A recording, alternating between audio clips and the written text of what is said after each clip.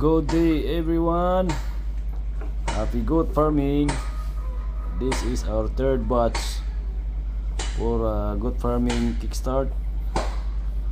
So, again, this is breeding stock from Sir Jasper in Tabuilan, and also this is Anglo-Nubian braids of goat, another American lines, and also big in size.